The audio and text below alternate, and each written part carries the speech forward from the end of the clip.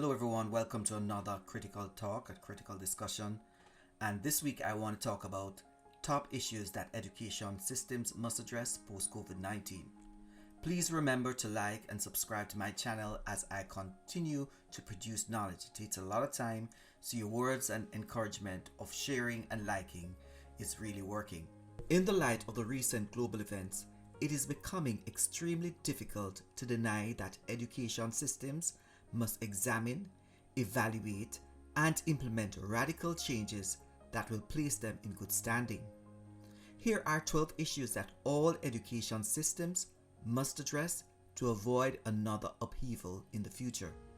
Number 1. Access. Fair and equal access to education and educational technologies must be addressed immediately.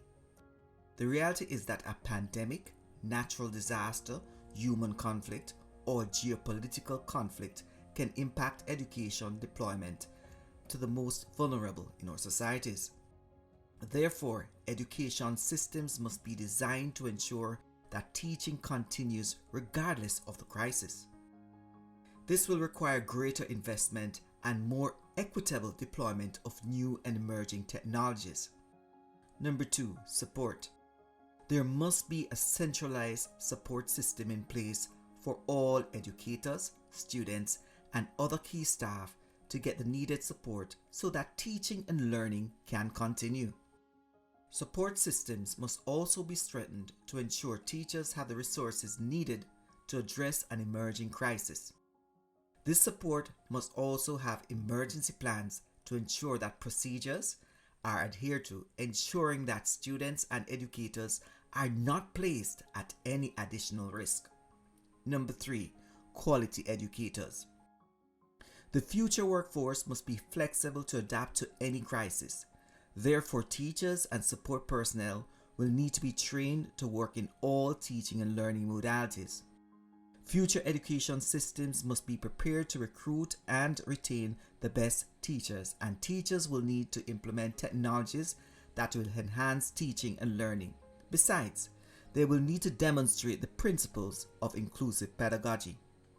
Number 4. Develop stronger multi-agency connections.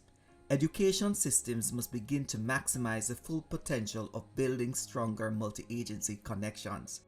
We have seen where schools are beginning to play a greater role within communities by providing additional services, for example, school meals. While there might be government intervention, not all systems will have the centralized support system needed to ensure students or children in these schools are taken care of. Therefore, building stronger multi-agency connections would lead to greater external partnerships. Number 5. Greater investment in early childhood education.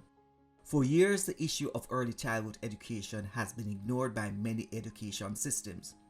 But they can no longer delay the investment in these areas if they genuinely want a resilient population in the future. Granting universal early childhood education will also ensure that the population reaps the benefits of better life outcomes, as well as being able to be equipped to navigate future crises. Number 6. Greater incentives for companies that support educational institutions. In many countries, the internet cost is high and at times unaffordable. Many parents have to decide whether to buy data or food. Often, internet providers as well as other similar service providers have signed long-term agreements with some countries, leaving the consumer to be at the mercy of the company. Education systems must provide greater incentives for companies to invest in education, thus lowering the cost and providing greater access to technological advancements. Number 7. Funding models for equity.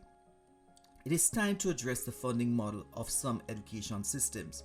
For example, in the United States, education funding is based on property taxes in many states. Therefore, the higher the taxes, the greater the spending on schools and social services, leading to inequality based on property location. Other countries may need to examine the possibility of increasing spending to ensure access and equity. Number 8. Identification system for at-risk students. Our education systems must be redesigned to use big data to track and identify students at risk of not achieving their full potential. The data should be used to alert educators and other relevant support services that will need to be deployed to prevent or reduce potential risk. Number 9, curriculum change. All education institutions have a role to play in building an inclusive society. As a result of this need, institutions will need to revisit how courses are designed and delivered to ensure that all learners are included. In general, students entering these learning spaces must develop the critical thinking skills needed within a framework for social justice. Number 10, support for external education systems. If we are to build an inclusive education system, there must be significant global partnerships between institutions. Institutions should not see themselves as independent of others as it relates to the development of content and research that seeks to make our global space more inclusive. Therefore, I would like to encourage the development of greater external partnerships as institutions develop their students into becoming global citizens. Number 11, fostering inclusive practices. With the shifting population in many countries, educational institutions must recruit and retain staff that is reflective of all the population. Greater accountability will be needed to ensure that inclusion and equity is also the mainframe of that university. Number 12, which is my final one, security.